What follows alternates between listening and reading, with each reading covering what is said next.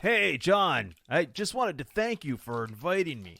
This orgy was a great idea. Oh, don't even mention it. You know, I'd like to meet your wife sometime. Meet her? Your Honor. Warning.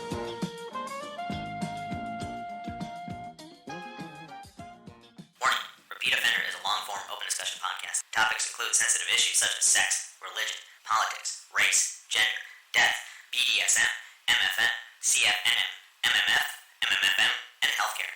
Do not try this at home. Get your motherfucking ass up when I'm talking. So hold on tight. The action starts now. Oh, I'm sorry. Did I break your concentration? And here we go.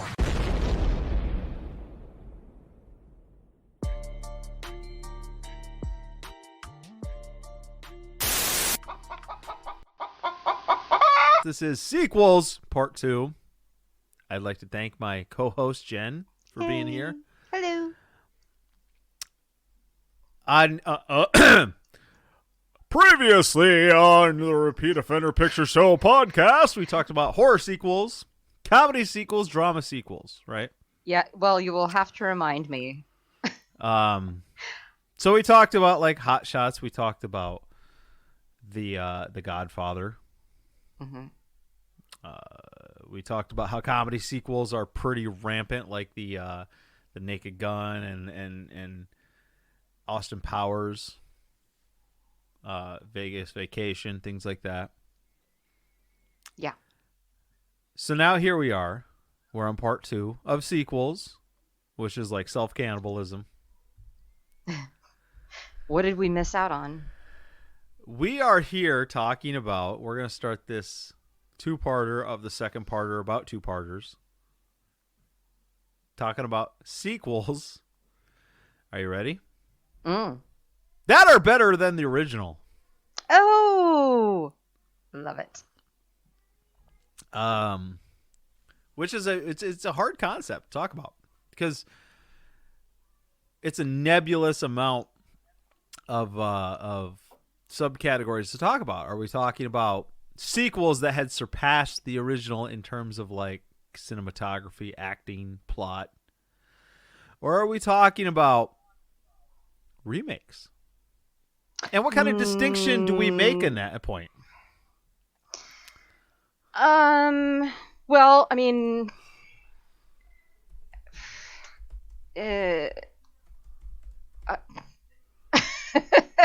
that's a good question. I mean, okay, let's take something like super basic, like Alien and Aliens. Oh, that's I mean, not, how dare you, madam? Well, that is not I mean, super basic. That's a hard. That is a fucking. Is that? That's a hard one. Okay, never mind. Forget Jesus. that. How about? Are you seriously, as a cinephile, which I assume you are, and you're not just some weird closet I hope person, so. trying to tell me that we're gonna make an easy distinction if Alien and Aliens are better? Are you kidding me? No, those should be two separate films. You're right, and I think we did talk about that. You're earlier. goddamn right. I'm right. Okay, hold on. Well, do you have a good example? No, I'm totally giving you shit. Like, and I don't have anything on my mind. Oh, okay. Okay, no, I got a good one. How- I got a good one. You ready? Yep. This will be hard. A Star is Born. Oh, right. Well, the thing is, I haven't seen any of the other ones except for the new one. So, yeah. Shallow, we're far in the shallow now. Ugh, I never need to hear that song again. Like, I thought Celine Dion's Titanic song was, overplayed, but I seriously never need to hear that song again. I fucking love it. No, it's a great song. I'm not saying it isn't a great song. It's just I am oversaturated with it. Kind of like Uptown Funk. Yeah, a little bit. There are some Bruno Mars songs that I can't get enough of, and I'll listen to them like 5 times in a row, but that one I think I'm done with for a while. Tell me something, girl. Are you happy in this modern world? Or do you need more? There's something else you're searching for. I'm falling. God damn, Okay, that's okay, a good- okay. What about Cloverfield? And Cloverfield, 10 Cloverfield Lane.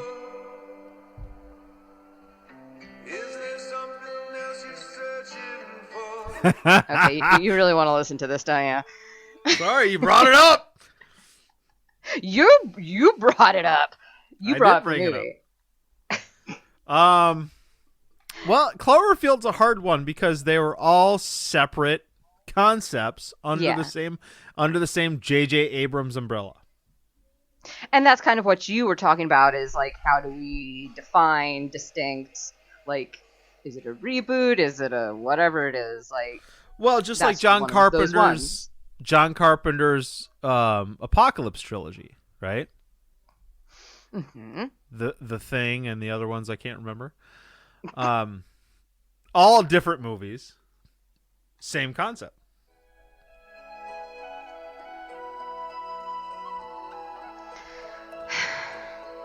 I'm humming this, by the way. Oh my god, I'm at prom. Jesus Christ. I think everybody in the world, at this point, everybody's like, just fucking drown. Ugh. He didn't even want the fucking song for the movie. That is how I know I go on. This defined my 1996, my late 96. Well, it's 97, so. Well, I knew about it before the movie came out. Celine Dion and I are like, this! Well, it was, okay, so My Heart Will Go On was the theme for our prom. Oh my god. And did you get, like, gifts for your prom, like a candle or a fucking, like, shot glass or, like, something like that? No, I got drunk in a cemetery, and we left early, and I never got laid. The end! Oh, Available well, in paperback. Not too dissimilar from mine. But I didn't get drunk, because I didn't drink back then. But, no, we got, keychains was the gift for the prom. Wow. And it had, etched in it, My Heart Will Go On, West Hills Prom, 1998. I have currently gotten approval from the Social Justice Warriors Society of 2019 to use this phrase. That's fucking gay. Yep. Keychains? Here's a keychain. Really? And I don't mean gay like homosexual. I mean gay like, that's gay as fuck. The way it was meant to be used. The way that the Christian God meant us to use that phrase. Yes. Well, how about Evil Dead and Evil Dead 2? Ooh, wow. Because it's sort of a reboot. Well, I kind of We want. already talked about this. I kind of want to yell at you and say Alien and Aliens again, but Yeah. we can't shoot down every plane that tries to land at our airport. So, I would say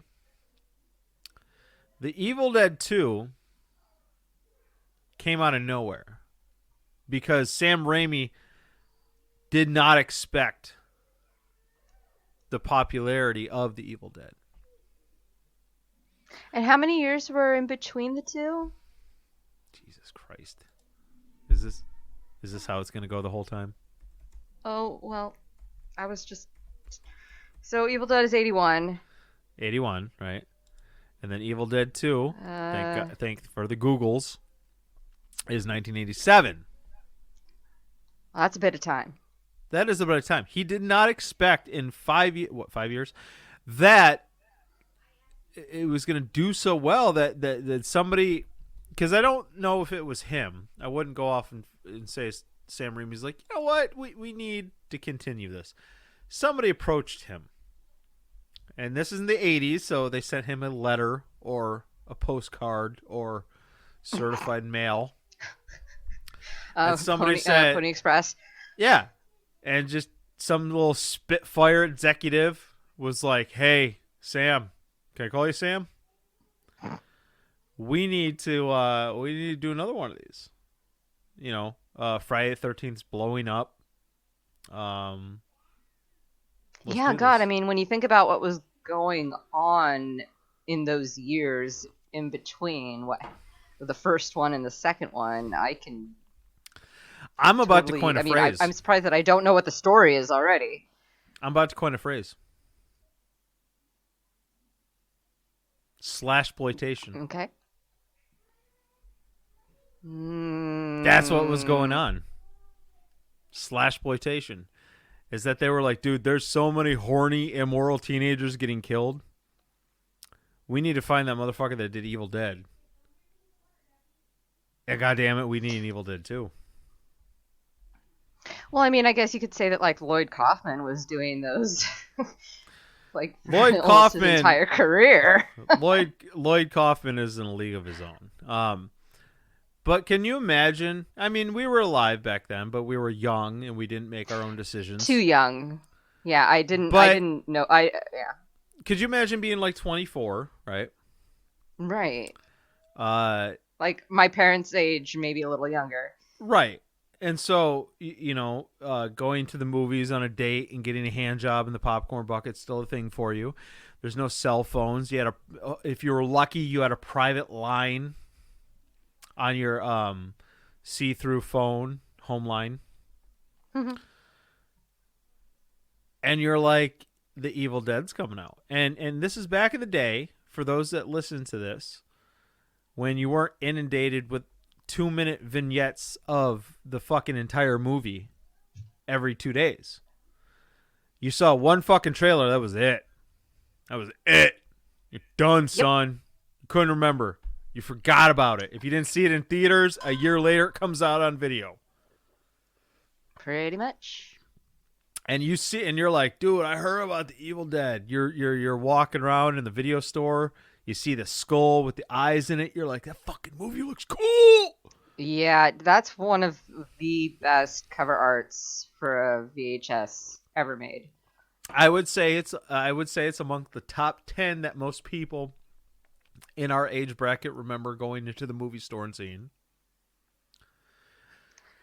It's not very indicative of what the movie is. No, but and a lot of them weren't. Most cover art wasn't. It was No. just to pull you in and get you to rent the movie. Right, and shout out to Watch Mojo for covering that. There was that would be a good list. It was a list. WatchMojo.com. Well, I don't know. I tried. I did try. I subscribed to them for like a week, and Oh, bro, I don't know. they're my new porn. I jerk off to them more than I do like actual porn. Maybe I'll try it again. No, they did misleading cover art. So yeah, that would be a great. Yeah, that would be a great list. I like that. And so a lot. I'll go out and say that a lot of movies, horror movies specifically in the 80s, were very misleading. A good one, I don't know if you remember, was called Screamers. I don't know. I remember the name and stuff, but I don't remember what the cover art looks like. Okay, Screamers. Gonna look it up. 1981. The other title was Island of the Fishmen. Actually, it was 1979, 1981. I don't care. Fuck Google. It was the picture of the guy, and it looked like he was turned inside out. You saw his muscle and bone and tissue. Sinew. Yeah. You would recognize it if you saw it. Oh. Yep. All right. Yep. You remember that, right? Well, Had I'm nothing looking at it. it had nothing to do with what the fucking movie. The movie was like about. It was kind of like Innsmouth or Innsmouth. God damn it! What's that guy's name that did Cthulhu?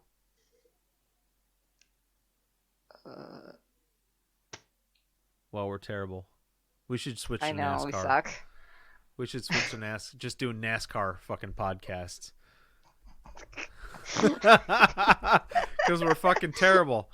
Lovecraft, H.P. Lovecraft. Lovecraft, yes, thank you. Yeah, so it's very Innsmouth, Dagon, like the fish people that the cult that worshipped Cthulhu, and it was about fishmen, but it was called Screamers. So you're a kid, you walk into Blockbuster Family Video, you walk into whatever your local video store was, some places back in the day had them, and you saw Screamers, you saw the fucking dude basically flipped inside out. And you're like, this fucking movie's great. It's about fish Yeah, it people. looks great. It's about fish people. So anyways, yeah. Evil Dead 2. Man, I hate to just like push stuff aside. That might be That's Aliens. It's fine. I was just that's a whole new trying to make conversation. That's a whole new subcategory where it's like the first and the second that were so incredibly good they couldn't even compare. You couldn't juxtapose them against each other. And I would think that would be I'm going to take it in a different direction. Magic Mike XXL was way better than the first Magic Mike. I 100% How about agree. that? I 100% agree. I would let Channing Tatum drag his sack across my face. Oh my god. I would eat food I don't like off Joe Manganiello's stomach. Oh. He can Yeah. He could steal my identity and ruin my credit. That man is amazing. And you know what? Here's the thing. I'll even say this. I'm so fucking secured in my masculinity, whatever that means. Magic Mike was a good movie. No, the first one was great, but it wasn't what I wanted it to be. And it's when I watched the second one, it seemed like everybody took notes about what people wanted from the first one, and then totally turned it into the perfect sequel. That's what it felt like to me, because they did everything that I didn't want. Yeah. The scene where Joe Manganiello was dancing in the convenience store. In the liquor store. Yeah. Fuck, man. I'm telling you, pour some wine down your chest, and I will let it cascade off your rippling abs down onto my face. That's how secure I am with myself. It was good. That was a good one. There's nothing wrong with being able to appreciate the human form. Right. Although it completely kills the concept of my masculinity. But whatever. And be honest with you, I don't know if I would be as interesting if I was buff and had that little V-shaped thing around my pelvic area. That was like a natural arrow. The arrow that pointed to where you should go. But whatever. Maybe I'll get there. Maybe I'll have that moment in my life where I'm like, I need to get in shape, and I do that. Right. But I'm pushing 40, so it's going to be like the weird thing. I'll have that Iggy Pop body. Oh, that's pretty. I mean, he's very skinny. That's true.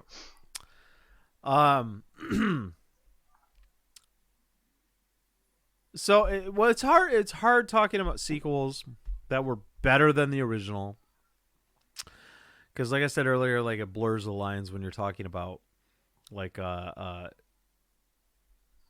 because there's a lot of movies out there they made it, and then they made a prequel that was supposed to be in line with it. So it was before the first one, but in chronological order, it was made after the original. Mm-hmm. And I guess what I'm trying to say is my favorite movie of all time, The Thing. Mm-hmm. So The Thing alone, 1982, it's the greatest movie I've ever seen. I can watch it back to back. I can watch it back to back. It's a fantastic movie. It is. It encompasses everything that you need in a horror film. The claustrophobic idea of a group of men trapped in a situation where they are forced to deal with what's happening to them as opposed to running away, because they're millions of miles away from civilization. Kurt Russell's beard, I would eat table scraps out of it. Man, I sound gay as fuck. It's fantastic. Wilford Brimley, David Keith, all kinds of good shit. Keith David. Oh, the poor David dogs. Keith, one of those two. The poor dogs. Keith David. I was because there's Keith David and David. And there's Keith. the David Keith, and I think David Keith was the greasy white dude that had sex with Pam Anderson. He's a white dude, yeah. Yeah. And I always get them mixed up. Which one is? Because which. who the fuck? Who else? We should do an entire episode about two actors that have names that are reversed. Keith David, David Keith. Who's the? Oh my God. Dermot Mulroney and Dylan McDermott. There you go. I always get those fuckers mixed up. Mulroney. Dermot Mulroney and Dylan McDermott. What's today? The 15th? Oh my God. We got 4 days. We got 4 days until American Horror Story 1984 1984, right? Which is going to be great. I love it. I hope so. I did not like the last season. I listened to a podcast called the No Sleep Podcast. Oh, yeah.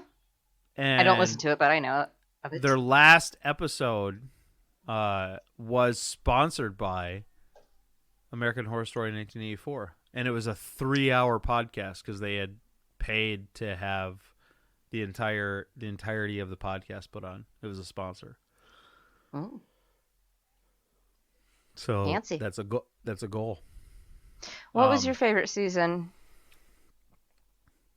Wow. I'd probably say Freak Show. I think I put Freak Show at Hotel is my favorite.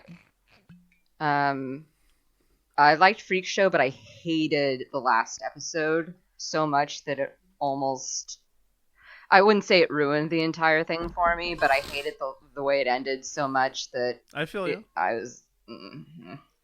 I hated But I think Coven. Hotel was my favorite. I hated Coven.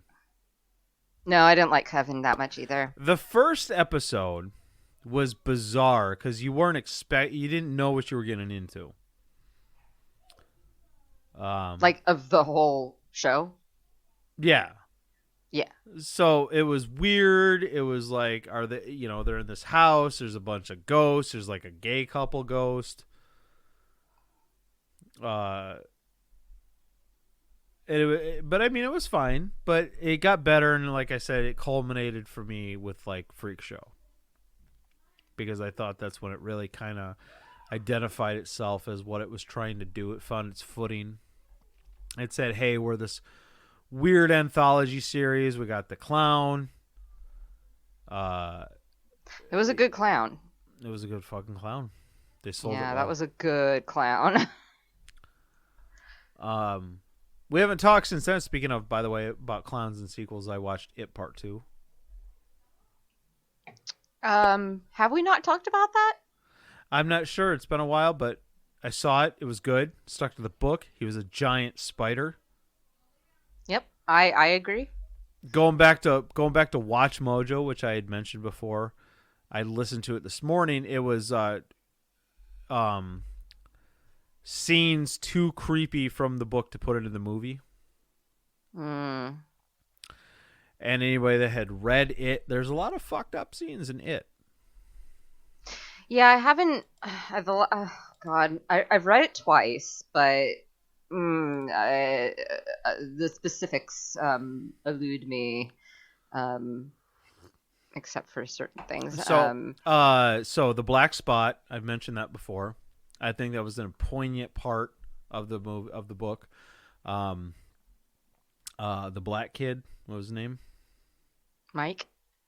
There you go. His great grandfather or his grandfather, whatever, the black spot, the black club in the 1930s, World War I or II. Probably two. One, two, fucking son. Black people back in the day where nobody accepted them. And there was a club in Derry, and the the White Knight Brotherhood burned the club down with everybody inside it, and they kind of alluded to it in the first one. That was a creepy part. It talked about Patrick Hochstetter's death, where with the leeches, the flying leech creatures, when he was trying to. That's ringing a bell. Yeah, with fucking when the one guy, the bad guy, was gonna fucking tell on him. He's like, I'm gonna tell him about all the animals you kill, and he was trying to empty the fridge, and all those flying leeches attacked him, and he got fucking eaten alive. Sure. It talked about the orgy, the adolescent orgy. Obviously, you're not gonna show that in a movie. No, I wish. The thing is, it was such an important thing. It was. And I wish there was a way they could have figured that out. And I think I've talked about this already. Well, they did. They did when they cut their hands open. Cut their did hands. the blood pack. Yeah. But when they were trying It's after not they the fought. same, though. So anybody that didn't read it, after anybody that didn't read it, there was a part in the book where after they had fought it, they were so broken and dejected. They needed to find a way to come together. And like any facet of humanity, the only way that you can ever come together is if you have sex with each other. And so these kids, 11, 12, 13, had sex with the one girl in the group. And it was, I guess if you read this book, it kind of gelled with the story. If you hear about it from me, it sounds fucked up. But it was there. When you read it, it made sense. Like it did. Because it felt the way like that. Yes, this totally makes sense. The way they described it in the book is that they needed to reconnect and grow up, and so the only way they could do that was to bang Beverly. But obviously, it wasn't like a Nacho Vidal hardcore Henry gangbang. It was like some weird. No, it's like she just took them one by one, like they were just kind of like standing in line. Yeah, like, and it wasn't even okay, sex. now it's your turn. It wasn't even sex. Like it wasn't pleasurable. Exactly. Yeah, it wasn't like, you're drunk, you see a chick, she got big hooters, you're gonna fucking eat her ass. You go. It was very intimate. It was about knowing a person in the one way that you can know a person and connect with them in that way, and it felt really special and really genuine, and it didn't seem dirty or gross to me when I was a kid when I read it. Especially not compared to the rest of the book. Yeah. Like Patrick Hochstetter smothering his infant brother. That part fucked me up. Like, out of all things in that fucking book, that part fucked me up. But anyways, so there's by the way, I like how you described it eloquently right after I said eating ass. way to draw a beautiful picture amongst a house fire. You know what I mean? So anyways, so I saw it. And yeah, you liked it? I liked it. It was well written. It followed the book. It didn't have the part with Bill's wife, but it still was kind of like, okay, I read the book, I saw the movie, this is fine. And I dug it. It was well done. I was sad. I liked it better than the first one, actually. And I thought it was it stuck as close to the book as you could, with 3 hours to work with. Right, and obviously you have time. Obviously you have time constraints when you're making a movie. I think maybe it would have been better if they'd have just made a 10-part miniseries thing on Netflix, because you can. It's like a 10-part. if you're talking about like getting all the details correct. But here's the thing. So in terms of like reading a book, when you're going at your own pace, there's a lot more details that you can give to really paint that picture for the reader, as opposed to a movie in which you're trying to tell a story that needs to flow, that you're visualizing and seeing in front of you. And that's what I liked about it, because they touched on a lot of things. They brought a lot of things to life. One of my favorite parts, especially in that, was that the leper. Mm-hmm. Fuck, I'm terrible. What was the kid's name? Eddie? Oh no, that wasn't Eddie. Eddie Kasparek. So, Eddie is obviously a hypochondriac. His mother was fucking with him, making him think he was sick. And he marries a woman that's just like his mother. And in the movie, it was the exact same actress in the movie that played his mother in the first one. Oh, is that right? Yes, it is. Absolutely. It's the same woman that played his mother? It's the same woman that played his mother that played his wife in the second one. Oh, that's rad. I didn't know that. Yeah, that's what I liked about it, because they were really trying to be like, yeah, so the mentality of somebody like that's like, you're going to end up marrying like somebody like your mother. And in the book, when he's confronted by the leper, which it manifests itself as the darkest fears of each child, to try to ratchet out that the fears of them. The leper. So in the movie, the leper was just kind of like chasing him. In the book, the leper was kind of making some very sexually suggestive things towards him. But in the sequel, Chapter 2, his mother was strapped down, spoiler alert, and the leper was like ravaging her. So it kind of still like touched on it, Mm-hmm. And I can appreciate that. You see it, and it's like an inside joke. You're like, all right, I get what you're saying. I see what you're doing, and I appreciate it. And thank you for doing so, sir. Yeah, it seemed like there was a lot of care taken with the interpretation. Like, you can watch what the screenwriter and the director were doing, and they recognized these were integral parts of the story. And they said, well, how can we cut these down, chop them up, and still give you the hint of what's going on? And I like that. Me too. As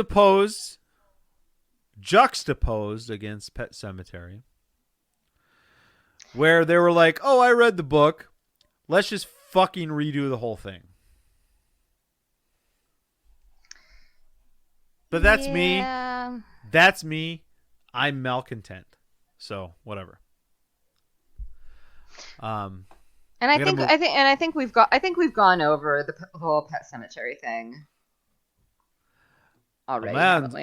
A man's heart, Estonia, Lewis. Estonia. Estonia. I think we need to find something new to talk about. I mean, not new, like just a different set of movies, because I feel like we've gone over this before. No, I feel you. We're talking. It's callbacks. Oh no, we're just talking. It's fine. We're just talking. We're just having fun. Yeah. Okay. Hey man, that's better. This is the Repeat Offender Picture Show podcast. We are currently part 2 of sequels, talking about sequels better than the original. I'm going to throw one out there. You ready?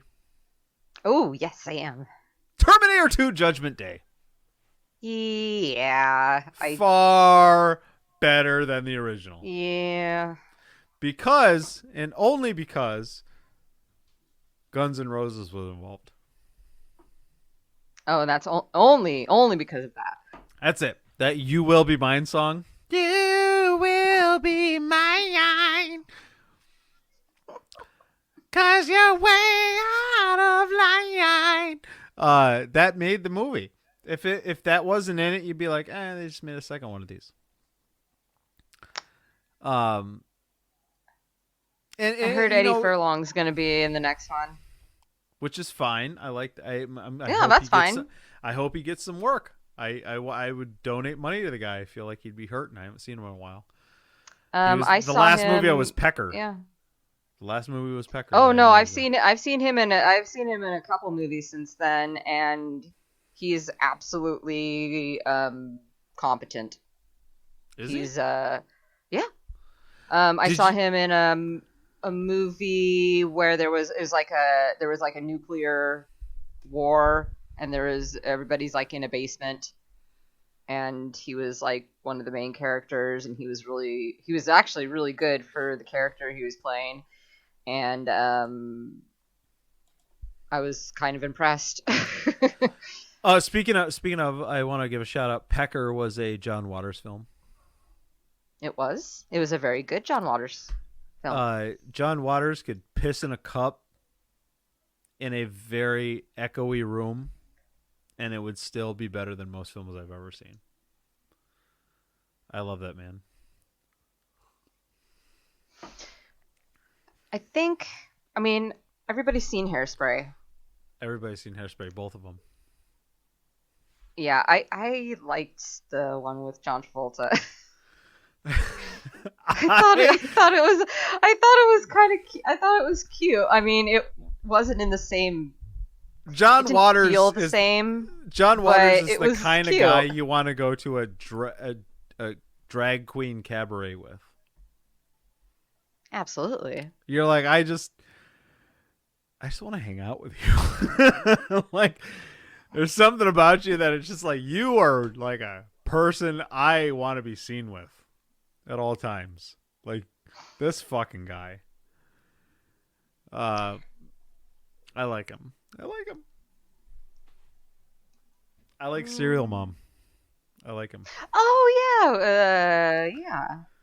Oh yeah, man. I haven't Kathleen seen. Bro, Yeah, Kathleen check this Turner. out. Yeah. Do you remember Moonlighting? I didn't watch it. I was a little young for I watched it. Moonlighting, but watched it. I remember that it was a thing. My- I remember that my mom told me, because my mom watched it, and she said she was really disappointed when Bruce Willis and Sybil Shepherd like finally, like, because there's all this like sexual tension, I guess. And when they finally like do it, it's like really rapey. And she said it was very unsatisfying. Do you know what I remember about that show? Was where he was singing "Do-Wah Diddy" to her while she was walking down the street. He's like, "There she goes, just walking down the street." And that's all I remember really of the show. But I don't know. I don't even know what the fucking show was about. Were they he like was cops or what? he was a private detective. Okay. Yeah, it was like a private detective agency thing. And what did Sybil Shepherd do? She was a total bitch. I don't know. She had something to do with it. You don't see. I don't know what the show's about. You don't know what the show's about. I kind of remember. I knew he was a detective. That should be enough. Oh, Crybaby. Remember Crybaby Oh, I love Crybaby. with Johnny Depp? Aw. So, Moonlighting was on for 4 years, by the way. They That's were a both pretty private. Okay, They were Ren. both private detectives. Oh, they both were. Okay. Yeah, right. Before she was a monster. So, anyways, moving on. Moonlighting is a good show. It's hard when you're talking about like better than the original because, like I said, there's a lot of movies. I mean, I'd that, say Empire is better than Star Wars Oof. than Episode 1. I mean, Episode 4. Whatever. Empire's better than. but not as first good as one? Return, huh? Who didn't love the fucking Ewoks? Well, I mean, I'm not completely offended by them, like some people are. They do manage to like fuck some shit up, which is cool. They do. Those little fucking panda bear looking motherfuckers. They were a hardcore tribe of fuck shit up motherfuckers. Yeah, they You know? were brutal. Like they'll eat you. What was the dude's name? Wicket. Yeah, Wicket. Yeah. Wicket. There you go. But yeah, okay. You know what? We haven't done it since we've been talking about. Yes, Star Wars Episode 5: Empire Strikes Back was better than A New Hope. A New Hope. Thank you. Yes, and I think so, and I think a lot of people do. And I think a lot of people do. So there's one for the list. It was superior. It gave us more of the Star Warsy, John Williams score type movie that we needed. It was a good movie. Another one like that in the same like kind of era was The Godfather Part 2. I think we talked about that before. The Godfather Part 2 was far better than The Godfather. I don't know if it was far better, but I know everybody. Was it far better? Far better. Because I think I went to some sort of like coma after, because I spent a whole day watching all three of them in a row. Okay, I got a good one. Because it made me think of fine. one. Yes, good. Go. It made me think of one. The Road Warrior. Right. Way better than Mad Max. Yes. Lord Humongous. Yeah, Mad Max. Yeah. Calm down, my dog of war. We've all lost somebody. Yeah, I would say that the second one is better for sure. What was that? What was up with that dude that looked like Mick Jagger? What the guy with the dog? Guy? No, the dude that was in. He was like he ran the Guzzolene thing. Oh, what was his name? He looked just Michael Preston. I looked it up. Michael Preston looked just goddamn like Mick Jagger. James used to look like Mick Jagger when he was 19. I believe he does. Very scary.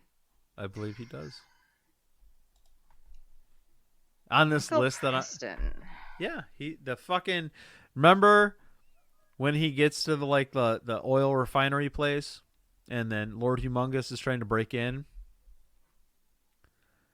and it's like he's like the leader of the tribe, and you're just like, is that Mick Jagger? Is that fucking Mick Jagger? You know, I'm gonna be honest with you.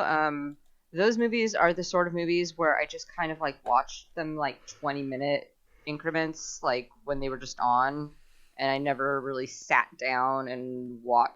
I have sat down and watched all of those movies from front to finish, but they're not something that have stuck in my mind very definitely, so that I can very much remember certain things. Okay. Well, which is a way of saying that I don't remember. Let's go to another good one. And this might be a point of contention, and this is just how I feel, because I remember these moments in my life that I saw these movies in theaters. I think, you ready? Brace yourself. Oh, I hope so. I think Batman Returns was better than what? the first Batman. Yeah. Because I love Michelle Pfeiffer and Danny DeVito and Christopher Walken. And Christopher Walken. My sister, to this day, like she would probably do this tomorrow if I was hanging out with her, will make fun of me because I cried when the Penguin died. When we went and saw that in the movie theaters, I started crying when the Penguin died, and all his Penguin minions were like all sad and like dragging him off to his watery grave. I started crying, and she still makes fun of me for that. I'm making fun of you for it now in my head. I'm like, this bitch.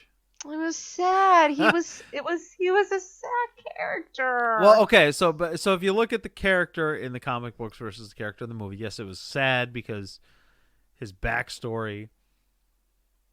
Parents abandoned him. He's a But freak. he was he as an adult, he decidedly became a monster. At least my nose isn't gushing blood. He's like, oh, your nose is gushing blood, and he bit him. He fucking bit him. Yeah, he did. His defense mechanism. Yeah, he was making up for all that lost time. And then he wanted to kidnap And babies. yeah, Michelle Pfeiffer is really great. Who didn't have an awkward boner in 1992 because of her cat suit? I had an awkward boner. I had an awkward boner. I believe I squeezed the glands of my penis, which is the tip, according to Wikipedia, when I saw her in that fucking suit. Okay. Because none of us knew what pussy was or whatever. You know what I mean? And you see her in that, Yeah, and I do. you're like, oh, I just want to know what that's like. Something is making me feel funny. Right. And so here she comes in this weird stitched together, heavy threadbare fucking, anyways, final suit. So, in the same vein, another contentious one I personally think is I think Lethal Weapon 2 is better than the first Lethal Weapon. I can't speak to it, unfortunately. Lethal Weapon 2 had the white supremacists from South Africa. Yeah, I just don't. He was I'm stuck sorry, on a toilet. I'm being a bad co-host right now because I really don't remember anything. I know I've seen them, but I'm yelping the fuck out of you right remember. now. I'm yelping you. I'm like, fuck this bitch. Yelp. All right, here's a good one. You ready?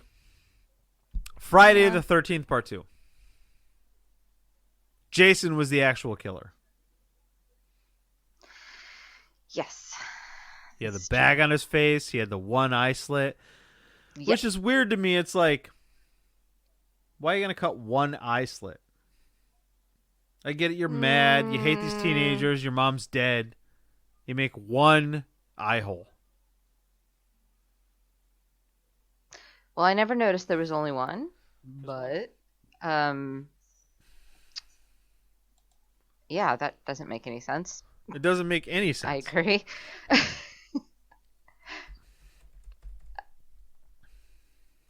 I mean, I really like the first one a lot. One eye hole. Fucking Jason. This is why I bet you, I'm just saying, if you had two eye holes, you would have killed twice as many people. And he had that long-haired hippie look. Well, you get your peripheral vision going on. Well, not even peripheral vision because they're just eye holes, Not even that. He had that as I remember in the movie, he had that kind of castle freak demented look to him. One eye was all fucked up and stuff. Oh man. So maybe that was the only eye that he could see out of. I keep meaning to watch that movie. I still have not seen that movie. Castle Freak. Yeah. Yeah, that's a good one. There's a lot of nudity in that one. Yeah. Too. Fucking love nudity in horror movies. Well, it's it's what gets you your R rating. Remember how titties were different in the 80s? They're all kind of pointy. They were kind of small. They're kind of small. Well, they got some flat asses, right? Ass cheeks didn't matter. High underwear that come up over your hips. Yeah, right. No belly button. Yeah, there were some. I was watching Killer Workout. Oh my god! I don't know if you've seen that or not. I've seen where that. where the killer has the she kills people with a huge shit. Okay. It's a thing that shouldn't be used as a murder device. It's a thing that you use to a pin, like a not a clothespin, but a springy pin. Right. Do you know what I mean? Yes. It's a springy pin. A springy pin. Did you see it? Do you know what I'm talking about? Yeah. It was that one. It was the movie with the fucking. Where she got burned. She got burned like really bad in the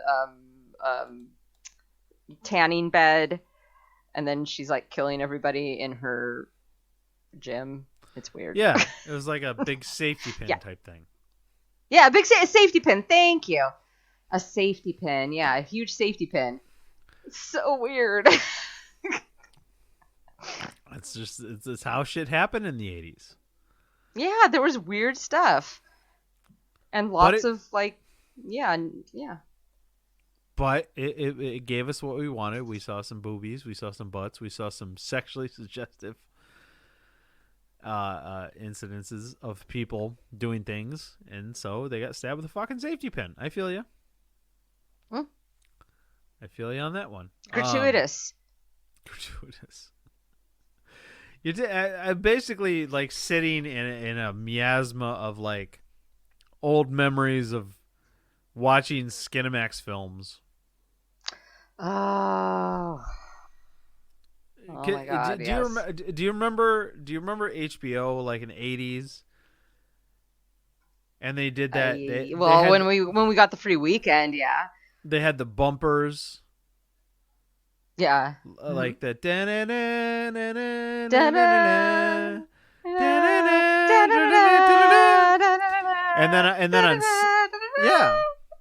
then on Cinemax that was the best. They'd be like next on Cinemax. And then it was like when that one I don't remember the Cinemax one. I remember the HBO. Personally, for me, my own experience, parents go to bed. It's like 10:30 or so, and you're like, "All right, good night." Fully intended on touching myself whatever movie came on at 11, because you look in the TV guide, right? And the TV guide was like, you know, fucking Bikini Car Wash Part 2, and you're like, "Fuck yeah, I'm gonna see some titties." And it was back in the day, like as a guy, when it's like, the 30 seconds that you can see them like somebody takes their top off and they're kissing. I can come in that period, right? I can jerk off. Doesn't matter. It doesn't have to be a long, drawn out experience. Like nowadays when I watch porn, it's kind of like the scene from Ghost, the pottery scene. Mm-hmm. But that's just me, right? Okay. You know what I mean? Like, I got the it's like they got the song playing in the background. Oh my love, right? The Righteous Brothers, right? You need some Righteous Brothers to get you off. It's the only two ways in the past 20 years that I could finish is either if my mom busted in the room and busted me, or as if the fucking Righteous Brothers were playing in the background. So it's a very weird thing for me. It's very unfortunate. Yeah. For me, I used to. Oh man, I had some weird stuff that I used to watch. Like, well, we had a black box that my dad got from his friend, so we could get the Spice Channel, and I sat there for like an hour trying to figure out what the combo was, and I figured it out. So I could watch. I would like get up in the middle of the night and go out and watch Spice Channel, which wasn't even proper pornography. It was just not to my remembrance anyway. It was just, and then you know, before we got the black box, then I just watched the like scrambled stuff, and like maybe you'd see a boob, but really like it was more about the sounds than anything else. Right, because if you watched it scrambled, it was like, are they doing dishes? Are they having sex? Yeah, you just had to listen for what was going on. Oh no, this is like a story. I'm just saying, like back in '92. When you're like a kid, you don't have access to porn, and it's not like you can get it. Any tits that came on, like television, late at night and nobody was around, you're gonna be on it. Yep, and I was. And I look at it like, I look at it like what amateur hour it was for me. Because now it's like if I saw some tits, like as a grown adult, if I saw some tits, I'd be like, yeah, I'm gonna need to see somebody get choked out before I decide I'm gonna take this any further with myself. You know what I mean? Yeah, I mean, you need a little bit more these days. Yeah, I just don't want to see some fucking pointy '80s tits. I need to see a little bit more. You know what I mean? I need to see some David Keith, fucking Pamela Anderson in an alley kind of stuff. Ooh. That's just me. Because he's a scummy motherfucker. So, Anywho's. By the way, how good was Scent of a Woman? Hooah! Hooah! Great fucking film. That wasn't a very good hooah that I did. Hooah! Hooah! But it's still great. Hooah! Fucking love that movie, by the way. That was like... That's when he went full Pacino. Yeah, that's how you remember Pacino. That's when he turned into what he is today. Right. He used to be a normal person, a normal actor who did normal things as an actor, and now he's just a characterization of himself. Hooah! And was that Chris O'Donnell? Chris O'Donnell. I don't even remember what the fucking story was about anymore. He was a teen. He was like he was in college. He did an internship. Oh, he was helping him because he was blind, right? Yeah, he's a blind military colonel. Same theme, better than the original. Sequels that were better than the original. Let's go kind of current. I'll throw one at you. Thor Ragnarok was better than Thor. Yes, and better than the Dark. What was it? The Dark World or Dark World? Something? Yeah. The third one is the best one. Easy. Because Taika Waititi. The Valkyrie. Taika, the guy that directed it. Oh, that's the director. I'm sorry. What's the Valkyrie's name? Oh, I don't know. No, but Taika took Thor and made it what it was supposed to be. And the first Thor was fine. Second one was abysmal, and the third one was magic. The third one was magic. Love and Thunder should be good. I hope so. I mean, Natalie Portman's a little, maybe she can be good. Jesus, but he did. He's South. Is he he's a New Zealander. He's a Kiwi, I believe. He is. And he did What We Do in the Shadows. Oh my god. Sorry. Oh my god. Are you displeased? He was the voice of Korg? Yeah, he also acts and does voices sometimes too. Ugh. Yeah, just What We Do in the Shadows. Look. I love Jermaine Clement. I do. Mm-hmm. Dinner for Schmucks was amazing. Probably one of the best films I've ever seen. Dinner for Schmucks? Yeah, bro. We're gonna pretend like you know what I'm talking about. The movie with Paul Rudd and Steve Carell. Paul Rudd and Steve Carell. And I never Clement. saw it because it looked not like a thing that I was interested in. Oh, dude, it's so fuck. There's so many. It's like an Austin Powers movie. There's so fucking because many I know what one-liners. I know what the idea of the movie is, and that wasn't interesting to me because I don't like seeing people being made fun of behind their backs and shit. That doesn't interest me. Dude, trust me. You got to watch it tonight and tell me in the morning. It's a good... And what does it have to do with Taika Waititi? Or if anything? Why did you bring it up? Because it has Jermaine Clement. Oh, Jermaine is in it. Okay. Yeah. It's one of the...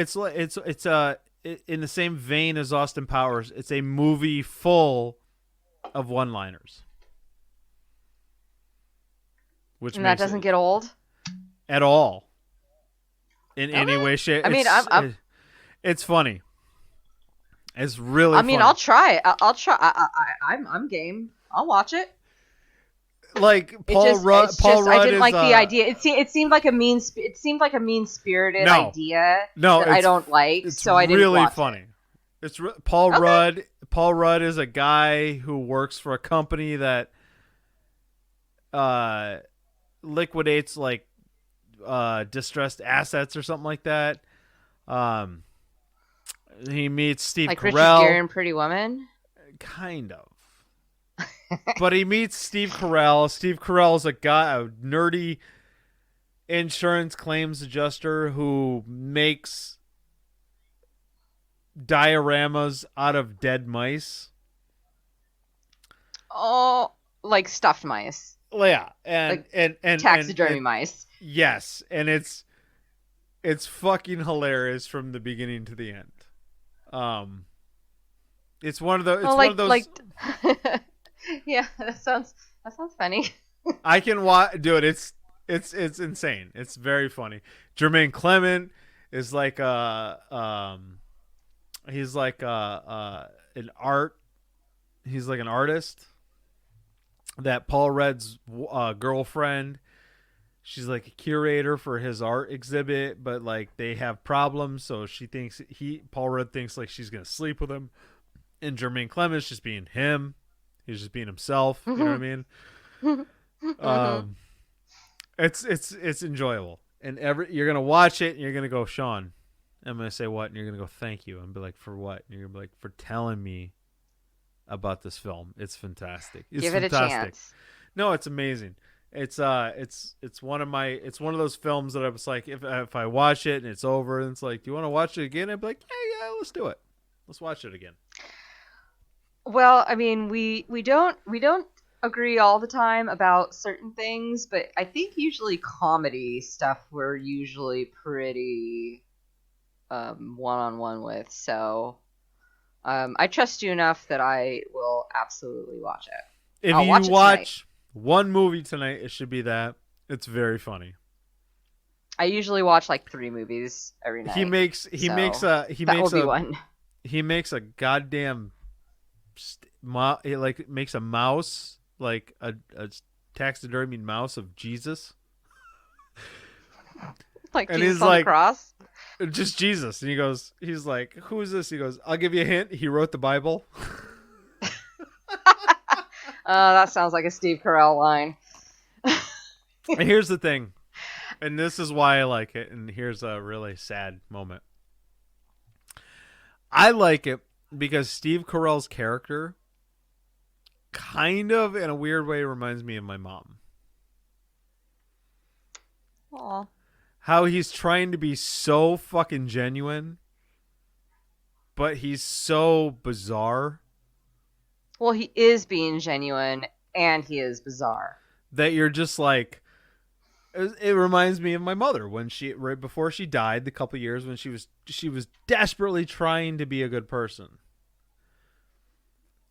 But you were just like, what was she trying to be a good person after? She was just she had what was she trying to fix? So she had a big heart, but her addiction was bigger than she was, right? Yeah, sure. So, the idiosyncrasies she had and the words out of her mouth and actions, and you're just like, Mom, damn it. Like I I love you where your heart is, but fuck, man. Yeah. So that's my kind of weird emotional reason why I like Jennifer Schmucks, because it's like I look at that, and if I've had enough to drink, I can be like, that's kind of my mom right there. Steve Carell is kind of my fucking mother right there. And that's the first time I've said that out loud. But it's a real reality for me. It's like that's her, man. That's how the fuck she was before she jumped on that rocket and took off. You know what I mean? So, well, thank you. Yeah, so you watch it tonight and you're like, that's Sean's mom. All right. And I mean that because she had the same haircut too. She had like the same short guy haircut. Yeah, that bowl hair, like a bowl haircut, right? Yeah. I had that same haircut when I was like in 10th grade. I can see that. Really attractive. It's a wonder I didn't have the boys lining up for me. I don't know why you wouldn't. I'd have been lining up. If there's 3 of me, there'd been 3 of me in line. But that's just you me. You want the bowl cut with overalls and a flannel? You'd be surprised. Braces. You'd be surprised in my mind what I can reconcile. You know what I mean? One leg, no left arm, That was a bald mess. head, no teeth. I'd be like, yeah, I could do that.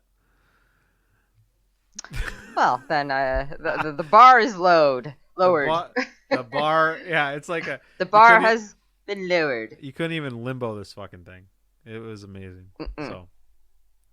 Well, you want to have one more thing to go out on before we, because I know you probably gotta. Well, we have be 2 getting more on to getting categories. on. We have 2 more categories, so we should make a third part to this one.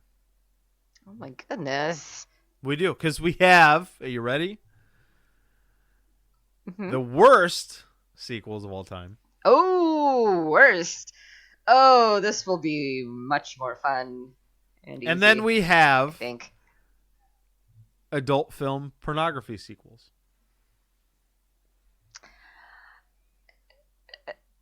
No. No, I have a whole list. I literally have like 4 pages.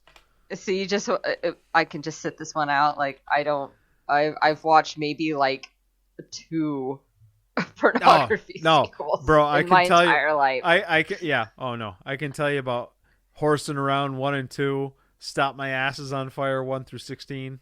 Like I got. Yeah, this but do you want to talk to me? Because I won't have anything to say about them. Well, why would you name a porn series "Stop My Asses on Fire"? Stop, like exclamation Stop. point. My Stop. ass is on fire. Yeah, it's an anal sex thing, and at some point in the series, during the sex, the girl says that, but it's like obviously a line, and I'll be honest with you, it kind of takes away from it. Seems kind of shticky. Well, when you look at the other anal sex videos and they're taught and they don't say that. And you're like, well, why, if I have the option, would I watch an anal sex scene where a girl says, "Stop, my ass is on fire"? But there's 16 of them. 16 of them. Brand recognition? Brand recognition, exactly what I was thinking. I guess. It's just like I'm not really into ass play, so you know. Well, if you were, I doubt at some point you would say, "Oh my God, stop! My ass is on fire." I think there would be other ways to convey that discomfort. Yeah.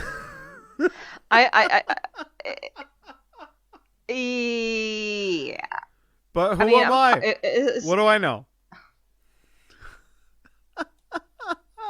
That's why I wrote that category. We're not really gonna talk about porn. Not that one.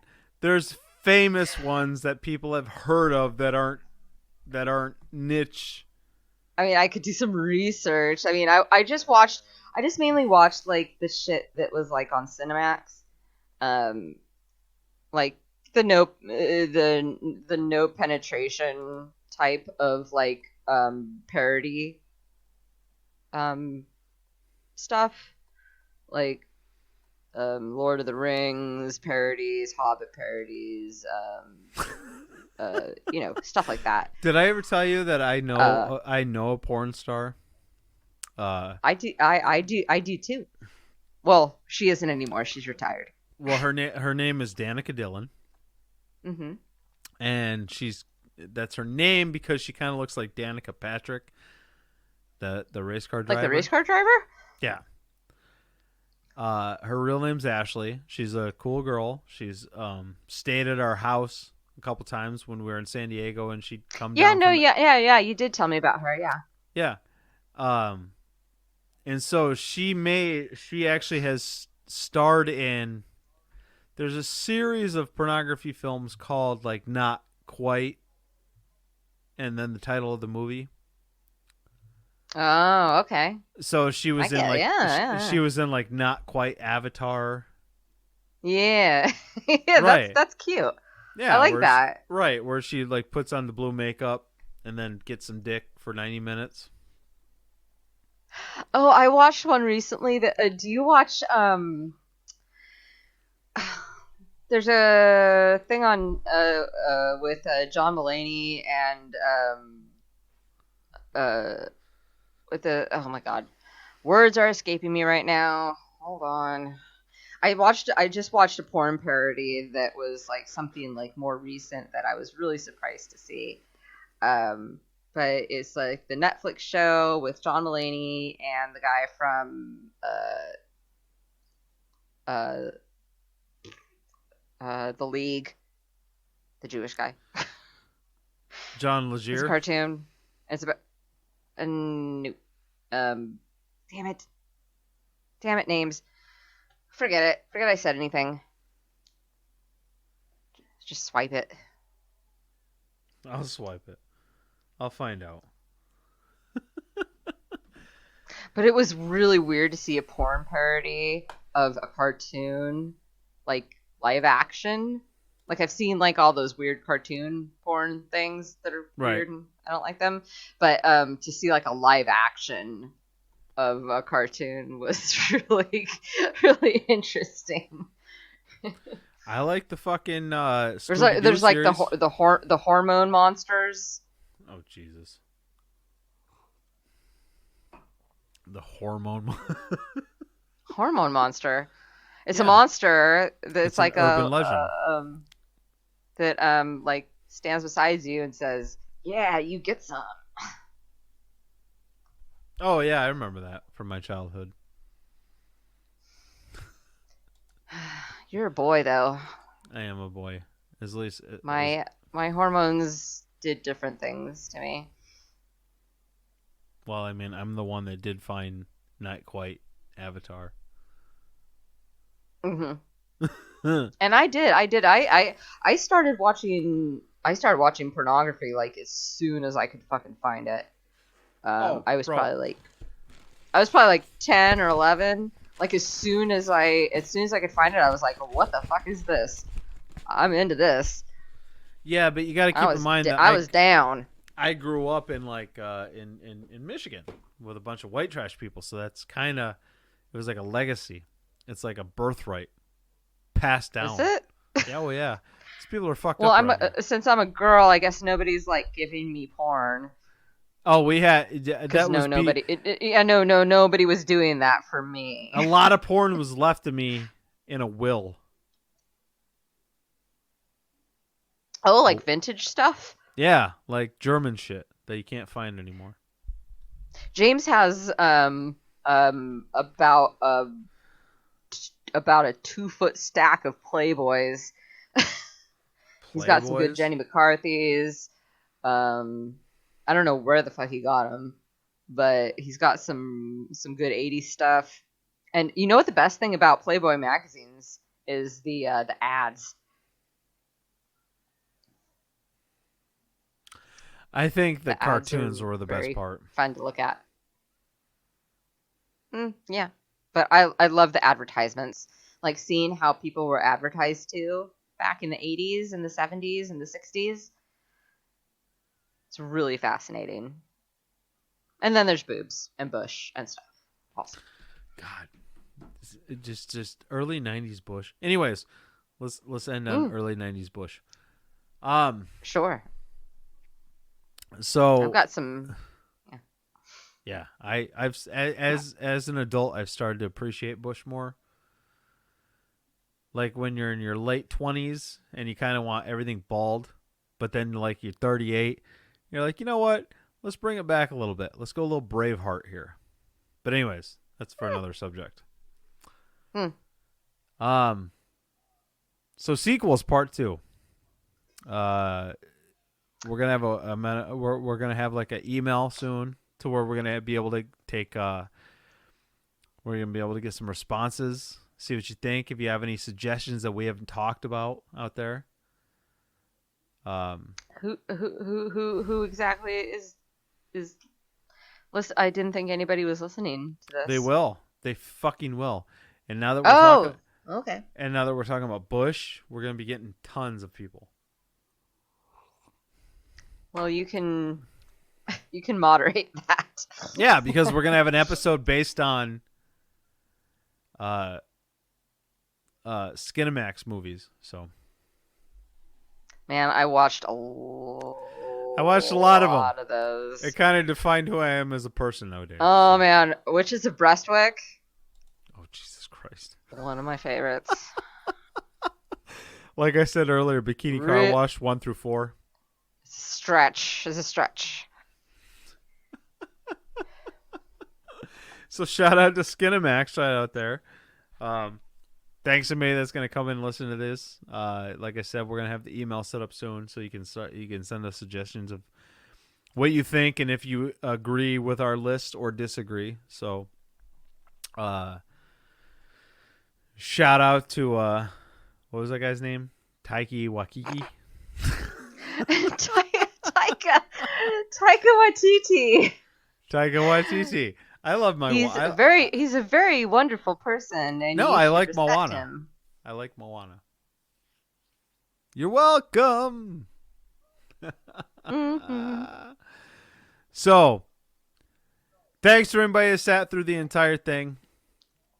Be sure to clean up your area around you. There are trash bins outside, and no matter what happens at the end of the day, please remember to retain your ticket stub.